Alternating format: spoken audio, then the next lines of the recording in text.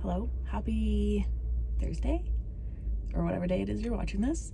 I am sitting outside of an appointment for pelvic floor physio, which I don't know if I'm too late. I'm already 37 weeks, but it was just one of those things. I realized that I'm just like, I'm not a procrastinator when things are like for other people, but I'm a procrastinator when things are for me, because I was like, oh, I should go, because I was reading and they were like, oh, you should go like whenever you want, and then you come back at like this time of your pregnancy, and then you come back after you give birth. But here we are for the first appointment.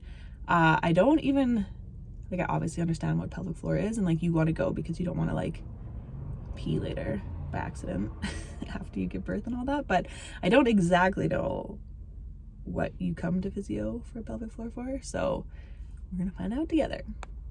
Okay, so we're back in the car after the appointment, and I really wanted to film in there, but then I realized that it just seems inappropriate to do that since of what it is. But I could have got her to explain. She had like a little pelvic floor anatomy structure thingy to explain everything, because I didn't really know exactly, like I said, why I was there. So she was really great. Highly recommend. I'll put the link where I went in the description. But it was about an hour consultation, so we started with just like questions, like generic health questions, birthing questions, that kind of thing. And then, like I said, she had the little thingy, the anatomy thing, to demonstrate like what your pelvic floor is, which was great to see because I didn't really know. So anyway, it's just like the muscle that holds in your like bladder and other organs and things. I thought it was like, I mean, I guess you're strengthening your pelvic floor, so I don't know why I thought it was just like a bone, but I guess I was like the pelvic bone, the pelvic floor, I thought were kind of the same thing, which I guess they are. But anyway, so it's muscle and you want to strengthen it, especially before birth, after birth, just because of what it's holding in and its function. And so we went over that, and then she did like the initial exam, which started with my abs, like just to see like how that's working, because they look at your super deep abs, which are your like transversal abdominum muscles. Obviously this is not my expertise, I'm in marketing, but which I actually had heard from a Pilates chiro lady before, that I had a weak transversal abdominal muscle, because I had really strong hip flexors. But I think I've kind of worked that out, because she told me that like a few years ago, so I've tried to do exercises to help with that. But those are some of the exercises that she recommended for core strength, which then tie into your pelvic floor and all of that, because it's all connected. So we did that test, and then she gave me some exercises for those abdominal muscles, which is just like, you picture like zipping up your jeans and like pulling your belly button to your spine. And that's the like, and you can feel it if you put your hands like on your hips, where not the bone, but like the muscle right behind it. And again, you should go see a professional, because I don't really know. But anyway, so we did that, and then she does a like internal pelvic floor exam, which I knew before I was going in, but you should know that before you go in. Otherwise, I feel like it would be a shocker that that's what they're doing. But obviously that's the best way to feel those muscles inside.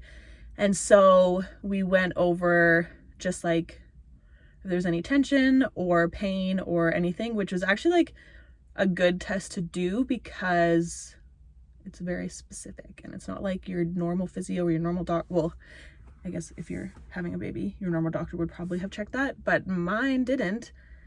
I think they just go off of like if you're going to tell them or not. And so it's helpful, I feel, to do that exam so they can tell like what's happening inside of there, from like a tension, pain, and all that kind of perspective. So she did that, and then we went over like the 3 things for birth specifically, I guess in general, but like because obviously I was there pregnant, is like the Kegel muscle, which everyone knows because it's like holding your pee in, and I feel like everyone just has heard that you should be doing those, but that, and then actually relaxing the muscle and then pushing the muscle, which I'm not very good at the like mind muscle connection thing.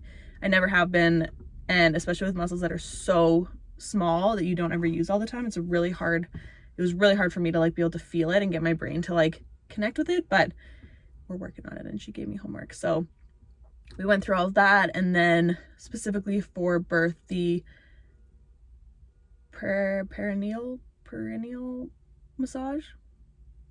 I can like picture the word, but I don't really know how to say it, which is preventing like tearing when you have the baby. So it's just like stretching the skin and muscles between your vagina and your rectum. And so like there's just like stretches to like stretch it basically, just like you would like your calf, so that you can prevent, she said it helps prevent like stage 3 and 4 of tearing, which I also didn't know, which can be really bad because you don't want that to tear the whole strip there, because obviously you need those muscles. But so doing that stretching is important, which actually I just read my app about my like 37-week like update, and it did talk about that in there. So I guess I would have got to it on the app, but it was good for someone to like actually demonstrate it and do it, because I wouldn't know how to do it or like what it's supposed to feel like.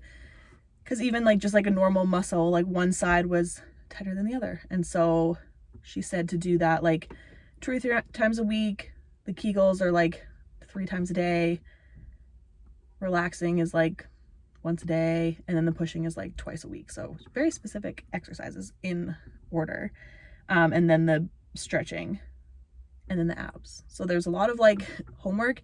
And I think if you went earlier, like I obviously am going, like I'm going in 2 weeks again, which is just before hopefully the baby comes. And so I think you could go earlier and then be able to work on these, obviously leading up to your pregnancy. So if you're not 37 weeks and you're thinking about it, you should go earlier, and then they can kind of like work with you on a plan before you have birth. But all of this you can also do after you have birth.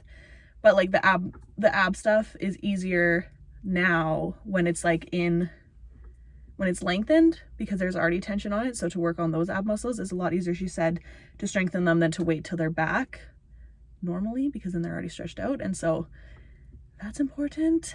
And yeah, that was basically the appointment. A lot of exercises to be doing, a lot of good information. When we did like the push movement, it's good to like have someone like telling you you're doing it right or wrong, because I had no idea what even that movement is, because when do you do it?